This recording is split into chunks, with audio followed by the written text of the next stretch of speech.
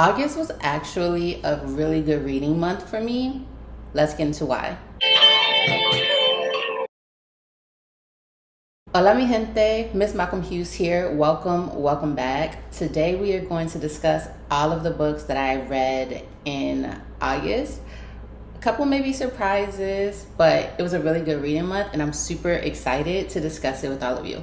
So the first book that I want to discuss is one that the author completely surprised me and blew me away.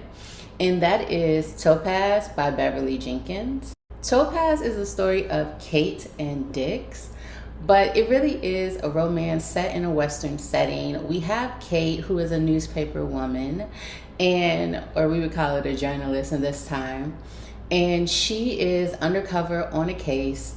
It goes awry, and she ends up being traded by her father, who is a con man, so that he himself can avoid being killed or placed in jail. She is offered to Dix Wild Horse, who is a marshal, and they have an unconventional marriage initially. Dix is from the West. They're currently not in the West, but they're heading back that way. So there's a lot of adventure. We get to see whether or not these two characters will fall in love, or if this marriage of circumstance will end up not working out and Kate will end up taking the exit that's offered to her. Dix is like, hey, if you don't want to be with me, just give me a child and then you can go on your way. But it wouldn't be a romance if there was not love. Dix happens to be very handsome, and Kate, who doesn't really know if she believes in the idea of love, ends up falling head over feet for this man. But what I loved about the journey of getting there is, one, I was captivated from the very beginning. I didn't know what was going on. I was like, wait, they're robbing someone? What is happening? She's looking out. I was like, is this about to be a slave narrative? It just was not clear. But from the first page, I was curious, and that kept me going. Also, Beverly Jenkins' writing is so good. I dare say wholesome, even though you're going through these situations and circumstances where it gets wild, it gets crazy. You always feel just warm inside. There's always levity. There's always just a light. And you know things are going to work out. And it was just a beautiful, beautiful story. I also like how there was so much history woven in here. Like, if you take away the romance element, it could almost be a historical fiction novel. And so, yeah, Beverly Jenkins was just able to pen together a romance that was enduring in all the ways that it should be. The story kept you engaged and captivated throughout. There was enough drama to keep you entertained. And then the romance also felt authentic as it grew over time. Also, she kept me guessing. I couldn't have anticipated where this story would go. Outside of the romance aspect, just all of the situations that would come up, how they would navigate them, when the history would be woven in. There were a little bit of times when I was like, that felt a little like random, but then it's one of those stories where you have to make sure you're paying attention. So in order for the history to make sense, but it was always like seamless and woven in, and it always made me feel as if like, wow, like, this is such a natural way to weave in history, and it never felt like it was beating me over the head with the knowledge. So yeah, overall, I felt like this was a truly good read. I was kind of kicking myself for never having read Beverly Jenkins before. Her books were some of the books on our shelves in the home when I was growing up. That's where I got into a lot of my like urban fiction. It wouldn't even be called urban fiction back then, like the Eric Jerome Dickey, Elin Harris, Terry McMillan. Those type of reads. But Beverly Jenkins was always there, but I never picked them up. And I'm kicking myself a little bit because I judged a book by its cover. And that's horrible. As a reader and a book reviewer, that's what I did when I was younger. I wasn't really sure if I wanted to read romance. And that felt like cliche romance. I don't know, but I should have read it because it's such good literature. But I missed out then, but I'm totally making up for it now. And I enjoyed the book. I enjoyed the read. At no point was I like, oh, this is a waste of time. I didn't really feel that at all in August, and I'm very grateful for that. So overall, on my scale of read now, read when you have time, or read if you want, I ended up giving this a read soon. I'm making like a little caveat between the two. So it is a really good read. So I wouldn't say read when you have time. I would push it up, but I wouldn't say drop everything and read it now. So this is definitely a read soon. A lot of romance on the list this month, but not our romance. The next book that I read was On Us Too by Nina. And so in this book, we continue following the Porter brothers and all of their women and everything surrounding them. And this story really focuses on the babies that are soon to come into the world. We also have this cliffhanger from the first book where someone is shot and we're not sure if they're going to make it. So in this book, that's where we pick up. All the drama therein. One thing I can say for these stories, a lot of people are like, they're so toxic, and they are. But in this book, book 2, I could definitely see growth and development and maturity in our characters. I could see more of why all the ladies swoon, or all the people swoon for Lake.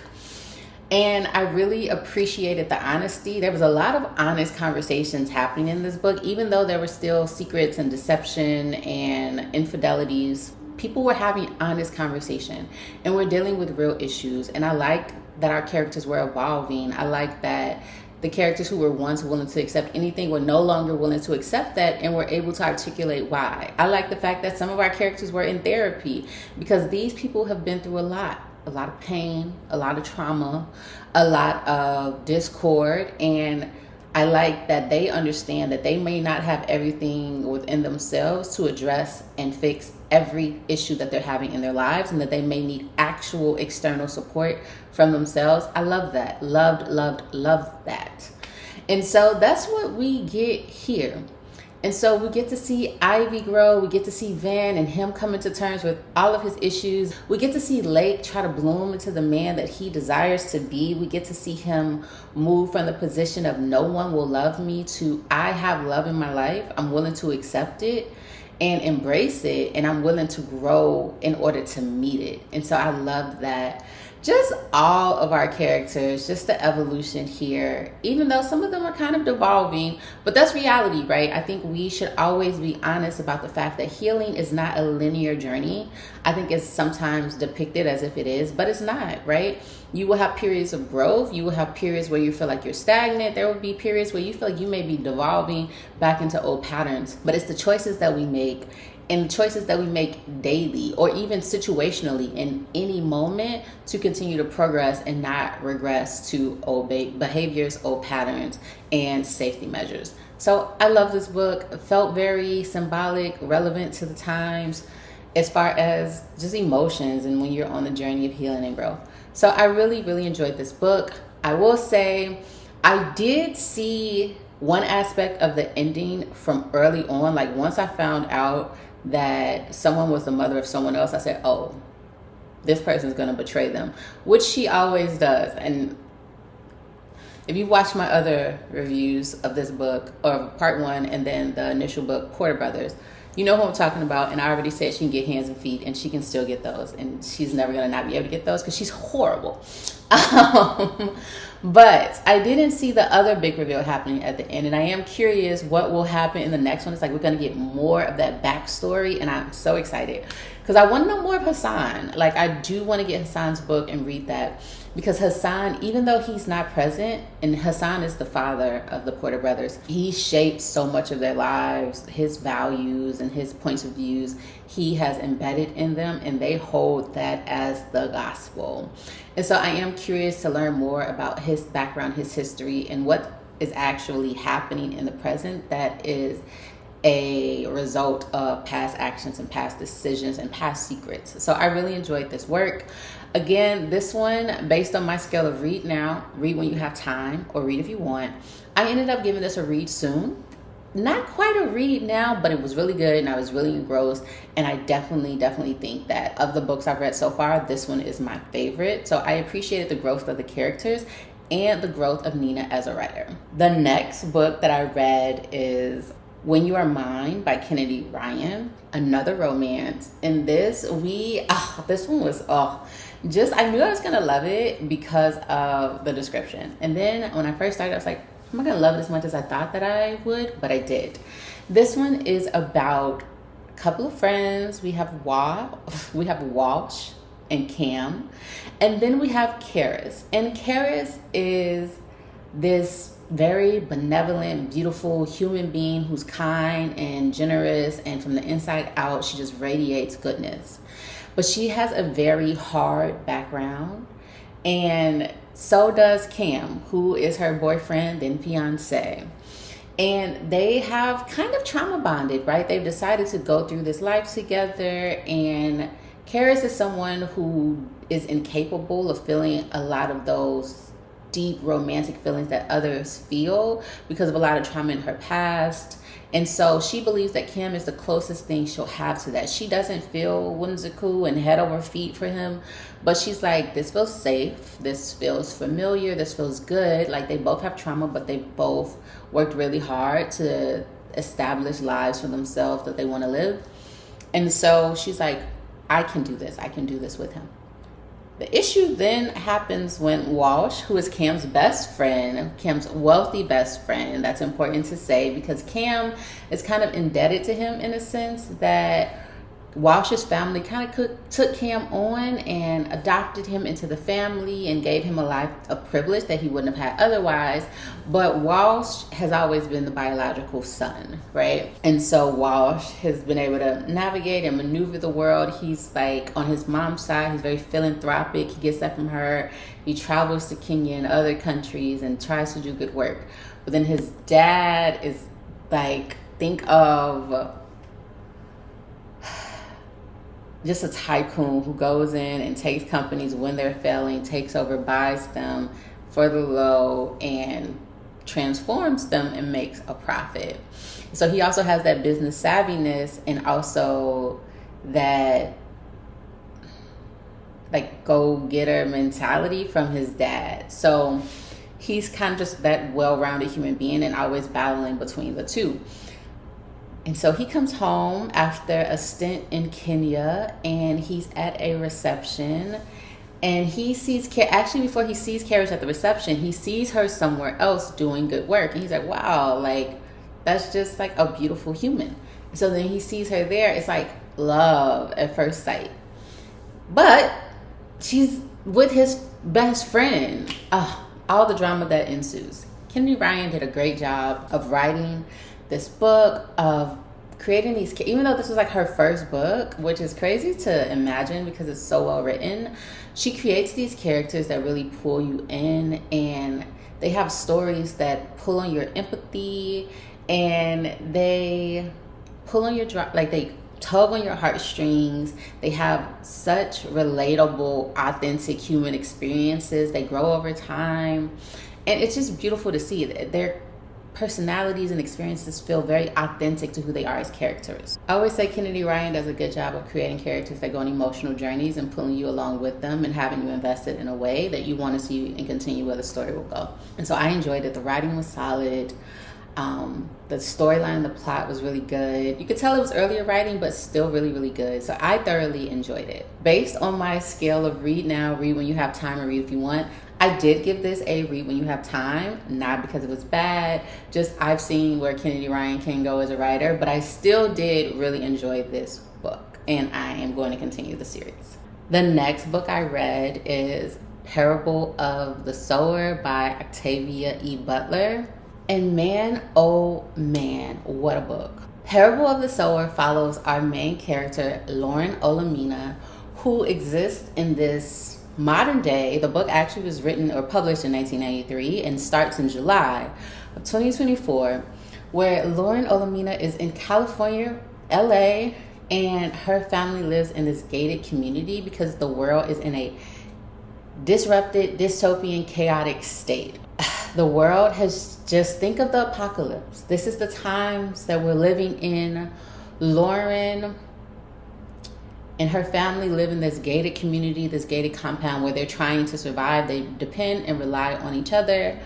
But Lauren knows that this will not last, right? The people who are outside will eventually get inside. And over time, they do. A thief comes in, maybe takes something, kills someone in the process. Things happen. But Lauren and her family, her father who's a preacher, her stepmother, and her brothers. They're all living in their house and they're kind of leaders in the community. But Lauren has more going on. Her actual mother was an addict and died of an overdose, who was dependent on this drug, Percocet or Percocetto. And the issue with the drug is that it causes hyper empathy in the offspring. And so what hyper empathy means is you feel the emotions of the individuals that you see, negative and positive. And so when Lauren is younger, she bleeds a lot, very chaotic and troublesome for her. But over time, she learns to control it more. And her dad thinks she can control it completely, which she cannot. But she still feels what people feel. So if someone gets shot and she sees it, she'll feel as if she's gotten shot. It doesn't cause physical harm to her, but the impact is the same. She feels exactly what they feel. So this causes challenges, right? Because she has to keep it a secret, because obviously people could use that against her if they know. And so she's grappling with that, but she's also 15 when this book starts, and it's such a critical age because she's also trying to determine what she believes. We begin the book with learning that she's going to go get baptized, even though she doesn't believe it, to appease her father, because she no longer believes in the God of her father, right? She no longer believes in the Father, the Son, and the Holy Spirit. She believes in something different, and she's creating her own. Well, she would disagree with that. She would say she's realizing her own religion, because she's not creating it. She's just coming to observe and recognize what's around her, seeing things as they actually are. And so a big thing for her, and a big part of this, is understanding that for her, God is change. And I love the initial time we meet that, because God is change, and all that you touch, you change. All that you change changes you. The only lasting truth is change. God is change. I did not walk away from this feeling like God is change, but the fact of like everything you touch, you change, and everything you change changes you is something that I will forever ponder on. It will forever stick with me and really cause me to reflect, because it is. And it's something that I had been unpacking in my own life and not in those words. I'm working on my first book and thinking about how those we love in every way, platonic, familial, romantic, how they shape who we do and do not become as people. And it's exactly that. Everything you touch, you change, and everything you change changes you. That reciprocalness of interaction. So loved that. But we are with Lauren and her family, and eventually the worst does happen, and Lauren's fears are realized that those who are outside scavenging, trying to get in, are here. And now disaster is upon us. So now everything she's been doing to prep, to survive, she has to go out into the world and actually live that. Thankfully, she meets two people who also were able to escape from her gated community, and they go together and pick up people along the way with this earthseed mentality, but they have to be careful because it's dangerous. But they do find good people, and I love this book of like grappling with the human condition, and are humans innately good or innately evil? Or is it just the choices that we make? And I say that because while they're out on the road, they do have to make decisions, right? Who do you decide to kill? Who do you decide to help? How will you defend yourself? What are the metrics that you'll choose? What's too far? What's not far enough? And these are all things that they grapple with in such real world conditions and issues. And I totally understand why people are obsessed and have podcasts and plays and things dedicated to this work. And I wasn't sure that I would. I was like, I hope this isn't overhyped, and it's totally not. One thing that a lot of people say, because it was written before and it takes place and starts in 2024, is that Octavia Butler is a prophet. I actually would disagree, and based on reading this, I think she would disagree. Because there's a portion where when Lauren is discussing her idea of earthseed and what they need to do to survive and prepare for the outside, getting into the gated community, which is a gate, so it can keep people out for so long. But as Tupac said, if I see you doing well, or I perceive you doing well, and I'm out here and I'm hungry and I'm struggling, and I see you with food and all of this, and I'm asking you, help me, give me some, and then you keep telling me no, or you keep ignoring me, eventually the asking is only going to progress, and eventually I'm going to stop asking. It's even in my aggression, I'm going to stop asking, and I'm going to come in and I'm going to take it. And that's what happens within this community. But before that, Lauren is telling who she perceives to be a good friend what will happen. And the friend is in denial because everyone's in their own form and version of denial in the story. And she's like, no, that won't happen. You can't predict the future. No one knows the future. And Lauren says, you can predict the future if you move beyond fear and pay attention. And that's exactly what happens here. I think that humans and human behavior, humans are predictable, right? If you sit and you observe and you move beyond the shock and the fear and you actually look at and analyze what's happening around you, you can anticipate and to a degree predict what will happen next. And I think that's what Octavia Butler did. This is coming, a lot of people talk about Donner in our modern times, right? As you should, but this is also coming off the Reagan era, which is also dark and dystopian, especially for Black people and people of color and poor people. So you look at that and you say, this is where we are. If we take this to the extreme, or if we continue along this path as humans and Americans, where will that get us? And you can get here. And so I think that it's no less prophetic and no less prolific, but I think that what Octavia Butler is doing is calling us to be aware and observant. And this is a warning of where human nature can go if we do not do something to stop it. And so I do think of this as a brilliant, though disturbing, because it's hard to read a lot of what happens, especially because it starts in 2024 and you're like, we're in 2024. So much of this work, but it's brilliant. It's beautifully written, well done. It's Octavia Butler, so like, can't doubt that. I think sometimes, you know, folks see the title like science fiction, but if you remove that, this is just a brilliant piece of writing, a dystopian novel in the best sense of the word, but this also has a core message and a warning to us as humans. So I think it's brilliant, profound, well worth the read, and I'm definitely going to continue with Parable of the Talents. And so yeah, with this beautiful writing of humans and their conditions and what it all means, thinking about that on my scale of, should you read this book now, read when you have time, or read it if you want, this is without a shadow of a doubt a read now. Everyone should read this work, sit with it, think about it. So much critical analysis. There's so much here. There is a podcast, Octavia's Parables. Listen to it. They take it chapter by chapter and break it down. I haven't gotten through it completely yet, but brilliant work. There's also Dr. Carr and Nubia and Office Hours. They did it. They read this book a couple of years ago. There's a part 1 and part 2.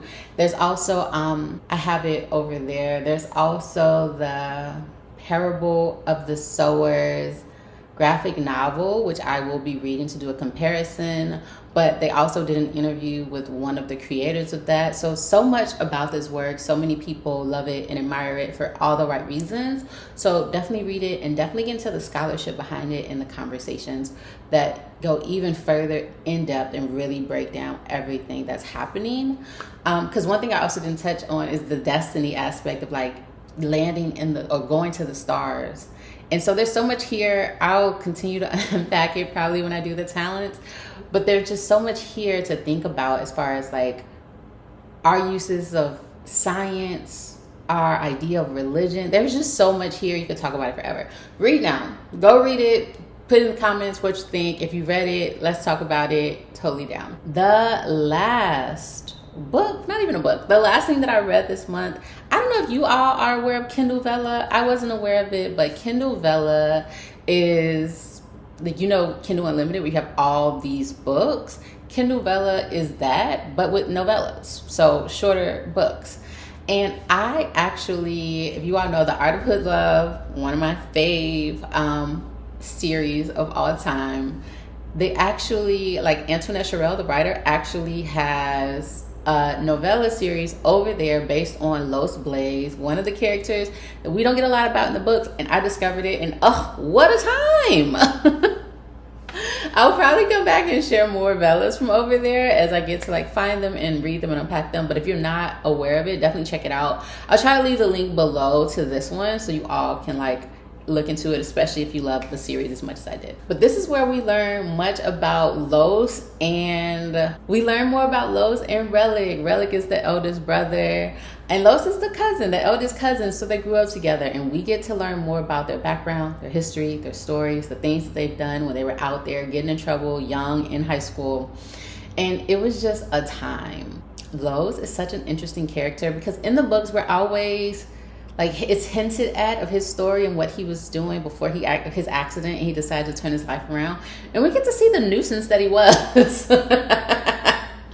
But in a good way, in the best way. And we get to see how he's trying, and they were young and they were hustlers, and what did it all mean. And we also learn more about that complicated romantic history that he has in the books. We get to see where that started from and why it's complex, and the feelings that were there, and what does it all mean. And I just walked away from this grateful to have read it. It had like, I think 10 or 12 parts, so not too long, but well worth the read. Love just learning more about the characters. Like, Antoinette Sherell is a good writer, so she was able to really pull you into Los's world naturally. And I liked Relic as an addition because it ties it all in. So this was like just a pleasant surprise of a character that I was curious about and didn't know anything existed more for him. I didn't think he deserved his own book, but this was perfect. This was actually perfect because he's not exactly a part of the core for him to get his own book, but we needed more details about him. And so I walked away very satisfied. I gave this a read now, based on my scale of read now. Read when you have time, read if you want. This was undoubtedly a read now. I was glad I discovered it, and I had a really good time with it. That is everything that I read in August. I have some like reads that I'm super excited about coming in September. So that list will actually be coming out soon. The video with the books I'm reading will be coming soon. You all got to vote for one over on the community tab. And so I'm so proud of y'all for that. Honestly, like the book that y'all chose, like, I know that y'all subscribe here and you read with me because, like, obviously you enjoy my videos or the books that I talk about. But the fact that y'all chose that book really made me feel like y'all are my heart readers. You know, like, we're here with it. And so I can't wait to say more about that in September. Those are the books that I read in August. I had a good time. Let me know what y'all read. Let me know what books y'all are looking forward to me reading or you want me to review. That's it for me. As always, I'm MsMalcolmHughes, one who believes that books are sometimes better than people. And until the next one, please remember to give time, to be kind to yourselves and each other, and to have the very best day of your life on purpose. Peace. Odabo. Adios. Ciao.